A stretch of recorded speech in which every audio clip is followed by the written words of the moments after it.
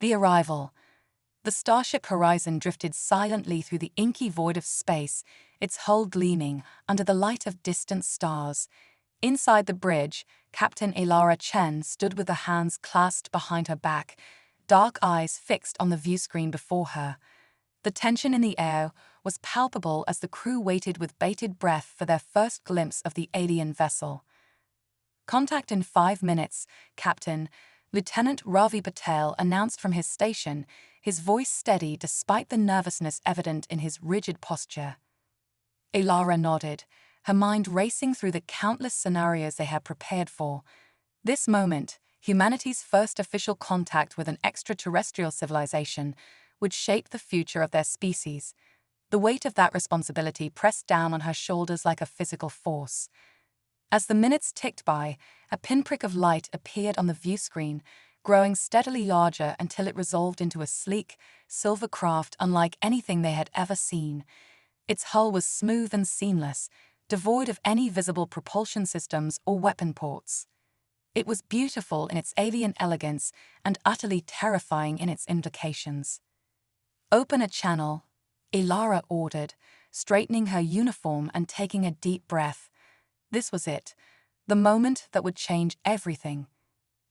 A series of musical tones filled the bridge, followed by a burst of static. Then, a voice, melodious and androgynous, spoke in perfect English. "Greetings, humans of Earth. We hail the Zephyrians, and we come in peace."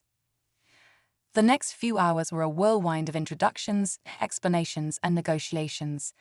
The Zephyrians, it turned out, had been observing humanity for decades, learning their languages and cultures from afar.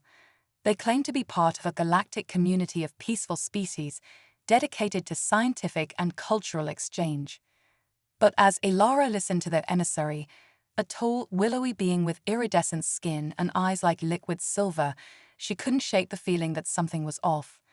The Zephyrians were almost too perfect, their words too carefully chosen. It was as if they were reading from a script designed to appeal to humanity's hopes and dreams. "And what of the other species in this galactic community?" Elara asked during a lull in the conversation. "Will we be meeting them as well?" The Zephyrian emissary, who had introduced itself as Zal, hesitated for a fraction of a second before responding. "In time, yes. But first, we must discuss a matter of great urgency. A threat that endangers not only your species, but all life in this sector of the galaxy." Elara's eyes narrowed. "What kind of threat?" "They are called the Nexa," Zal explained, its voice taking on a grave tone. "A warlike empire that seeks to conquer and subjugate all in their path. They have already laid waste to dozens of worlds, and now their sights are set on this region of space." The mood on the bridge darkened as the implications sank in. Humanity, barely taking its first steps into interstellar space, was now faced with the prospect of an alien invasion. "What can we do?" Elara asked, her mind already racing with possibilities. "We're not prepared for this kind of threat." Zal's silver eyes seemed to shimmer with something akin to admiration. "That is why we are here, Captain Chen, to offer our assistance and technology in preparing your world for the coming storm. Together, we can stand against the Nexa and protect not only Earth, but all the free peoples of the galaxy." As the Horizon made its way back to Earth, escorted by the Zephyrian vessel, Elara couldn't shake the feeling that they were being maneuvered into something bigger than they realized. But with the threat of the Nexa looming, what choice did they have? The next few months were a frenzy of activity as humanity scrambled to prepare for war. Zephyrian technology was integrated into Earth's defenses, new weapons were developed, and a unified global government was hastily formed to coordinate the planet's efforts. Through it all, Elara found herself at the center of the storm. Her experience with First Contact had made her a natural liaison between humanity and the Zephyrians. She worked tirelessly, pushing herself and her crew to the limits as they raced against time. But even as Earth's defenses grew stronger, Elara couldn't shake her unease. The Zephyrians were always helpful, always eager to assist, but they never seemed to reveal anything of substance about themselves or their own civilization. When pressed, They would deflect with vague platitudes about cultural differences or the need for secrecy in the face of the Nexa threat. As her orders were carried out, Ilara addressed the combined forces of humanity, her voice ringing with determination. "This is Captain Chen to all Earth defenders. The Zephyrians have betrayed us, and the Nexa seek to destroy us. But they have made one crucial mistake. They have underestimated the human spirit." She paused, allowing her words to sink in. "We are implementing Operation Trojan Horse. All ships are to execute a fighting retreat to the dark side of the moon. Ground forces initiate Protocol Omega. This is not a surrender. This is humanity's stand." Chen out. The next hours were a blur of frantic activity as Earth's remaining defenses carried out Ilara's audacious plan. Ships engaged in hit-and-run tactics, drawing the enemy fleet towards the moon while seemingly retreating in disarray. On the ground, cities went dark, defense grids powered down, and millions of civilians were evacuated to underground bunkers. To the Nexa and Zephyrian forces, it appeared as though humanity was on the brink of defeat, their resistance crumbling. But beneath the surface, a different story was unfolding. In hidden laboratories and secret facilities around the globe, scientists and engineers worked feverishly to bring Project Lazarus to fruition. The project, originally conceived as a way to replicate Zephyrian energy manipulation technology, was now being repurposed into a weapon of last resort. Ilara, having relocated to a mobile command unit, coordinated the efforts from the ruins of what had once been downtown Tokyo. "Dr. Okoro, status update," she demanded, her voice hoarse from hours of issuing orders. Imani's holographic image flickered to life, her eyes bright with a mixture of exhaustion and excitement. "We've done it, Captain. Project Lazarus is online. It's not pretty, and I can't guarantee how long it'll hold, but it's functional." A glimmer of hope sparked in Ilara's chest.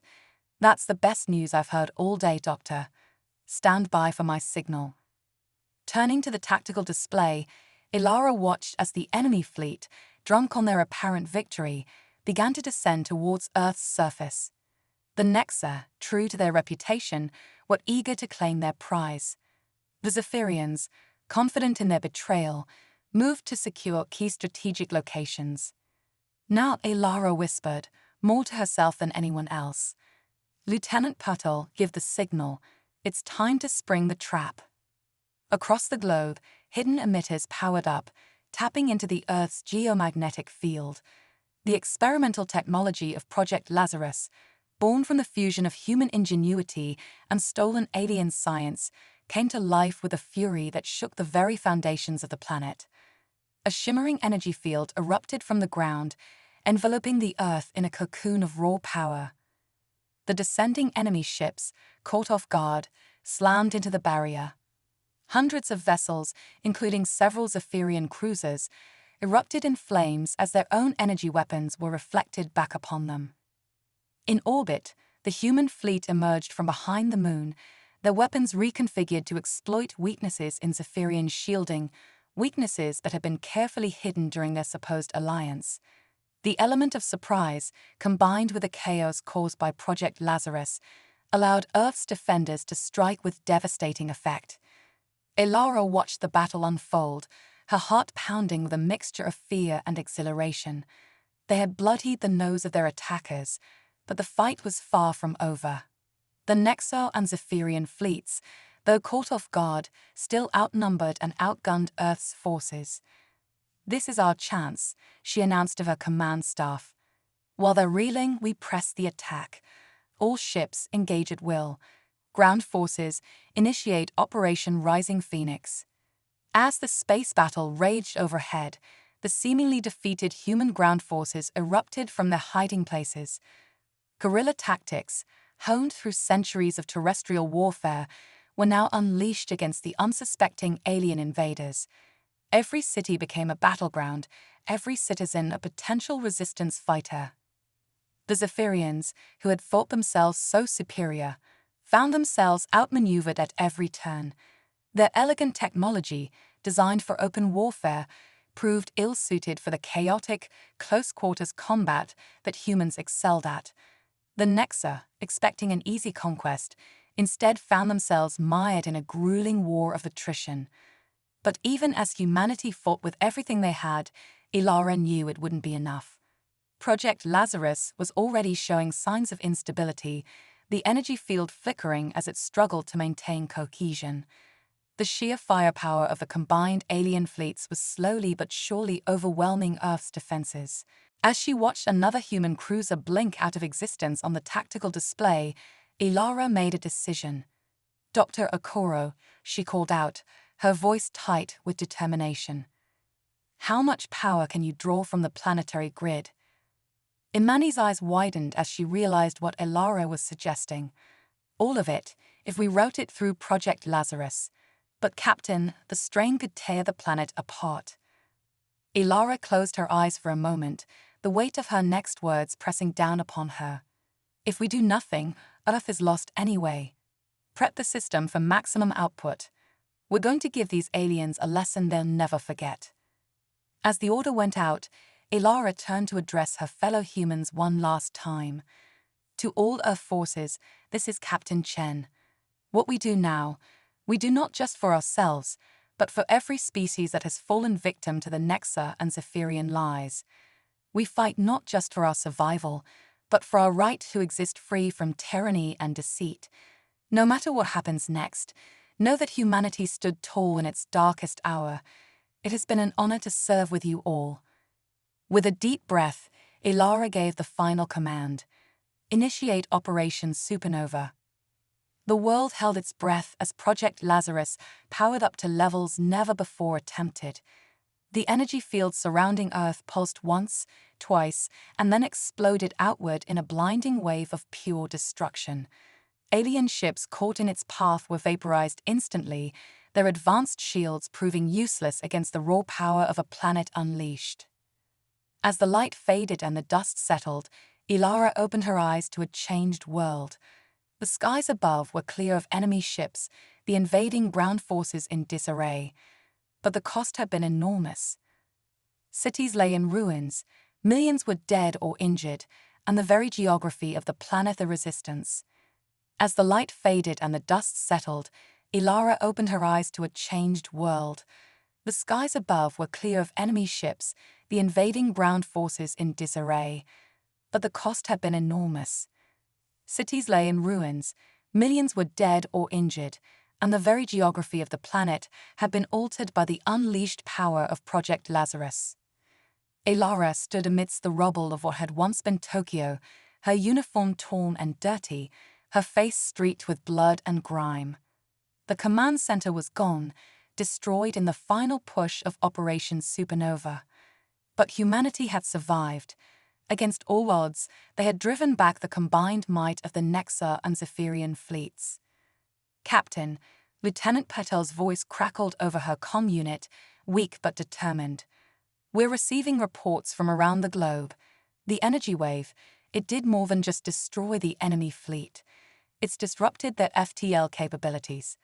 The remaining Nexa and Zephyrian forces are stranded in our solar system." A grim smile tugged at Ilara's lips. They had bought themselves time, but the war was far from over. "Understood, Lieutenant. Begin gathering all remaining military and civilian leaders. We need to regroup and plan our next move." In the days that followed, the true extent of Earth's devastation became clear. Entire coastlines had been reshaped, climate patterns disrupted, and much of the planet's infrastructure lay in ruins. But even in the face of such destruction, the human spirit remained unbroken. From the ashes of their cities, a new unified Earth government emerged. The United Earth Resistance Council, comprised of military leaders, scientists, and civilian representatives, took charge of coordinating humanity's efforts to rebuild and prepare for the inevitable counterattack.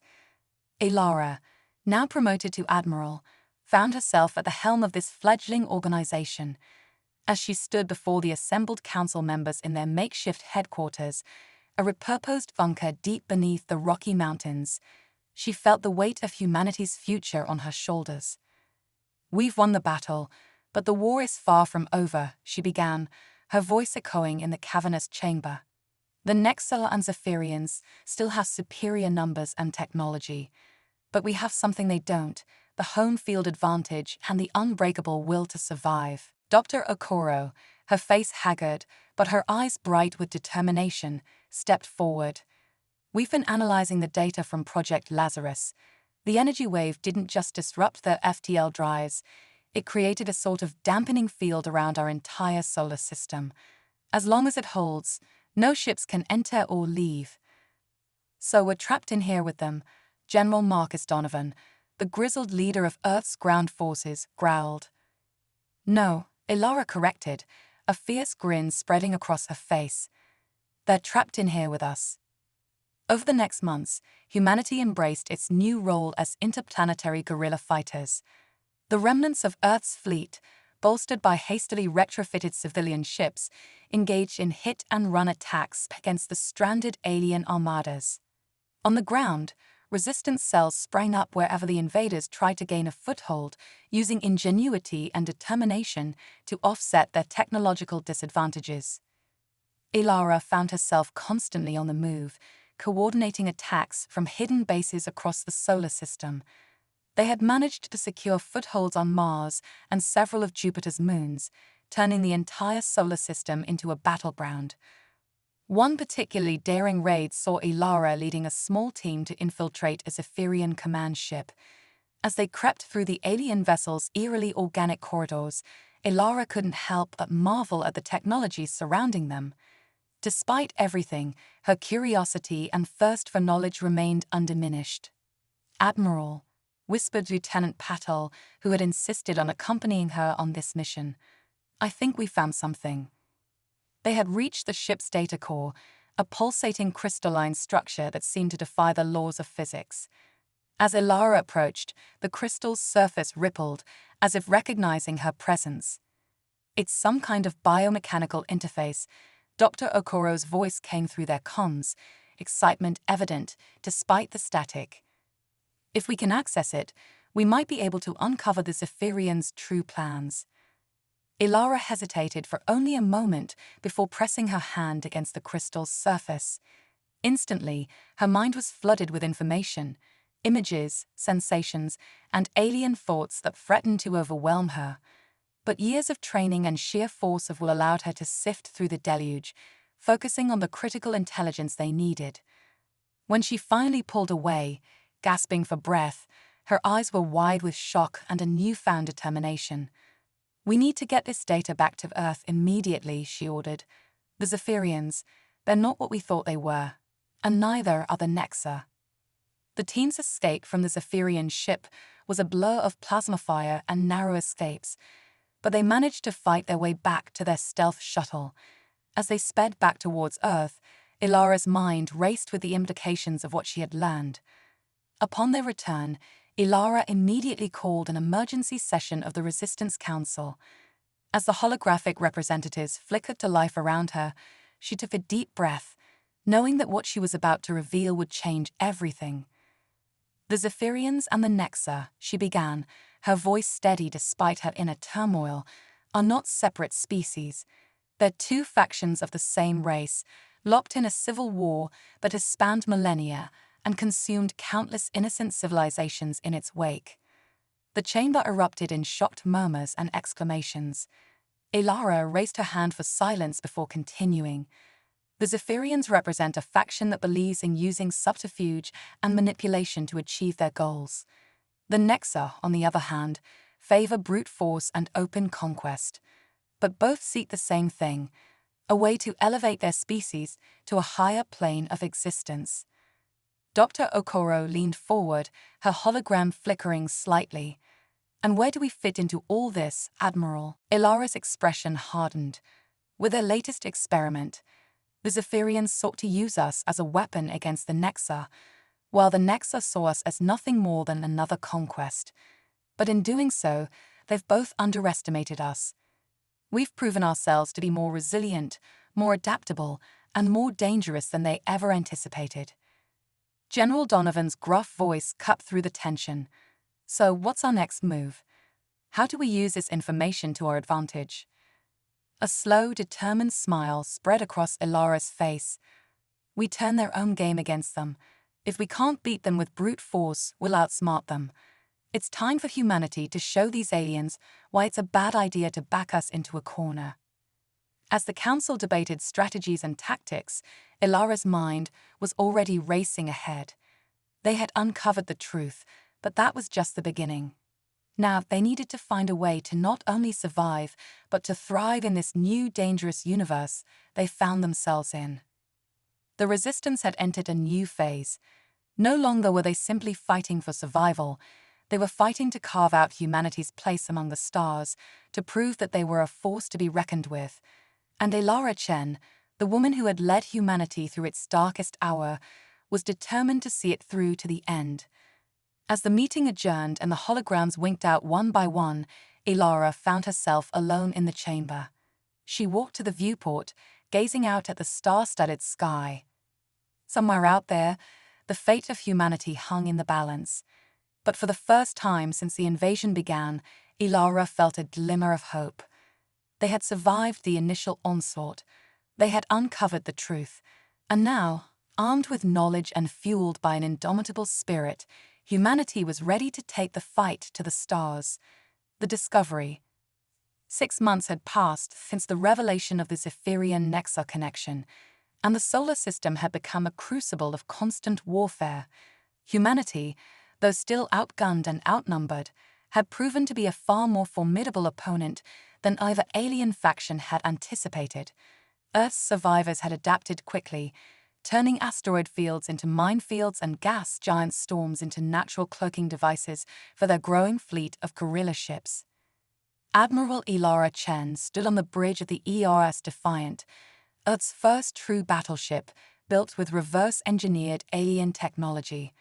The vessel was a testament to human ingenuity, a patchwork of Terran steel, Zephyrian energy systems, and Nexar weaponry, all held together by the stubborn refusal to give up. "Admiral," Lieutenant Patel called out, his voice tight with excitement. "We're picking up unusual energy readings from Titan. It doesn't match any known Zephyrian or Nexa signatures." Ilara frowned, moving to study the readouts over Patel's shoulder.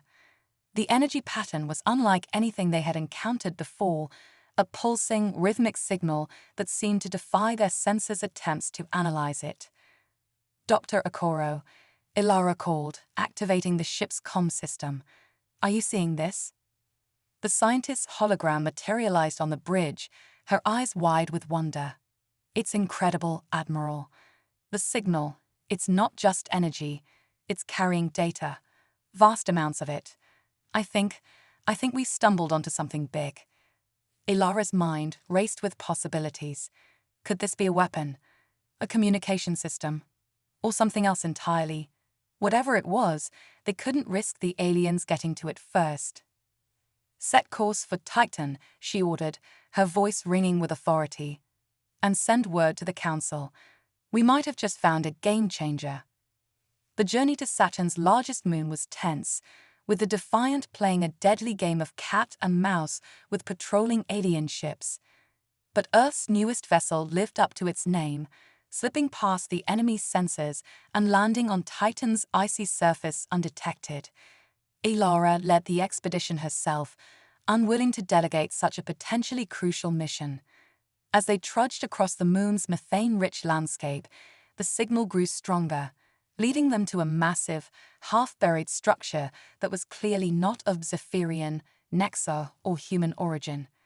"It's ancient," Dr. Okoro breathed, her voice filled with awe as they stood before the towering alien edifice. "Far older than any civilization we know of. This could be the key to understanding everything." The assembled leaders of Earth's resistance listened intently as Ilara outlined a strategy so audacious it bordered on insanity.